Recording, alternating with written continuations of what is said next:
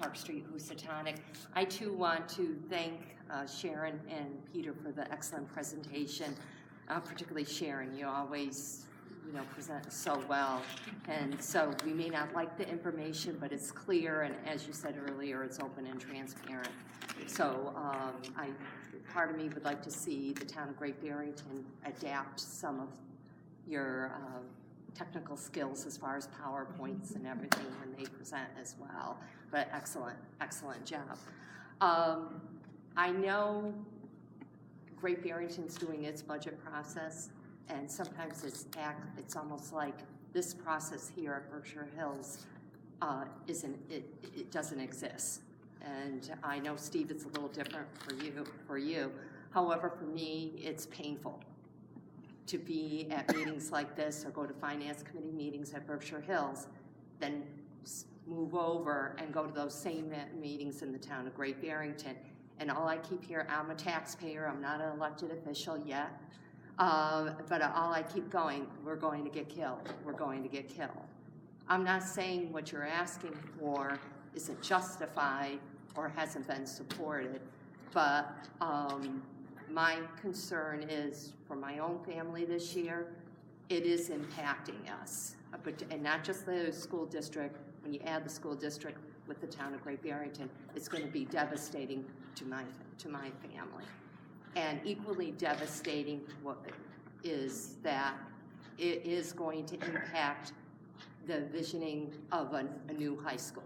It is. Great Barrington's going to get this major hit, and I'm out in the community, I'm talking to people, I'm just not at a table, and people are saying, we're going to suffer this tax increase, and then a couple of years down the line, it's going to be the school renovation project again.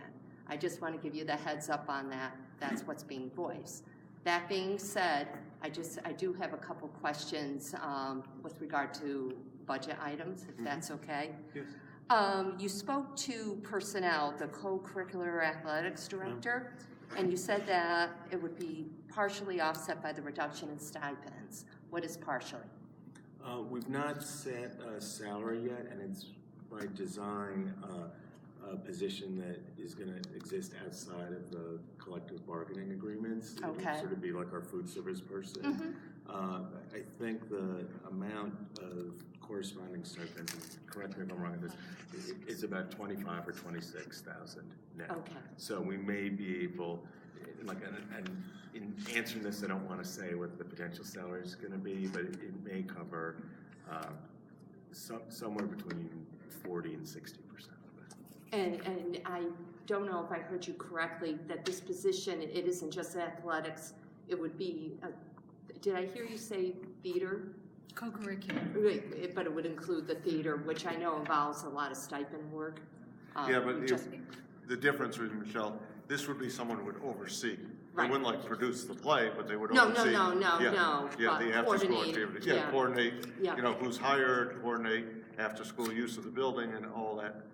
But type it of would thing. be, he or she would cross over based on need in those activities, am I correct? Okay. All extracurricular activities are supervised by this person. Yeah, Everything. exactly. Yeah. Also, on that additional after-school bus, has there, I know the answer already to this just because it's Sharon. I assume there was an analysis of a need for it. It's been requested actually by students and families for a number of years. Mm-hmm. I just have had experience with empty buses, not in this school district, but in another school district. And so what's worse is seeing empty school buses, where students aren't utilizing them. So that was my question, whether a need had been analyzed. Yeah, it would be also, there are going to be group drops, not like you see for regular transportation. So Right. we already have a bus that's paid by the grant. Mhm. We just like to expand it so we can get more kids on because that bus is pretty well used. Okay.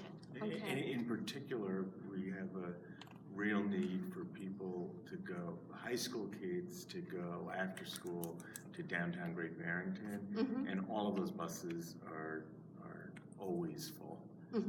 So that would be not for a whole host of reasons, but including work and internships. So to be able to get kids safely into downtown. All right, has there been any look at public transportation, BRTA? I'm just curious about that because having ridden the bus, there's, for example, there's quite a group from Waldorf, Right. the high school that it's almost one or two times during the day, the bus is almost full of just those students. They're not, so I was just curious about that, whether it would be possible to have some sort of communication with the BRTA, because the reason being the express bus goes right by the school. And so... Yeah, we can look into it. We did it a year or two ago. We could look into it again. And judging by the meeting, I couldn't attend because there was no parking here. Parents have cars. There was not a one parking spot. I think it was the meeting on January 20. Oh, no, it wasn't the 20. It was just, I sent it, yeah, exactly. Yeah. And I was at a library trustees meeting. There was not one parking spot available, legal parking spot available. So obviously parents have cars. Also, with regard to the communication specialists, for me to be on board with that one, I would need a little more information. As somebody just with the, I would like to hear more about what kind of outreach. And I'm just thinking for a future meeting, maybe expanding that a little more. And also as far as the website, I know technology is so important, and I get that. That's not an issue at all. But I would like more information. We'll come back to the next meeting. Yeah, just your next. Just a sort of list of bullet points. Yeah, exactly, and exactly. potential roles and tasks. All right, thank you very much. Anyone else?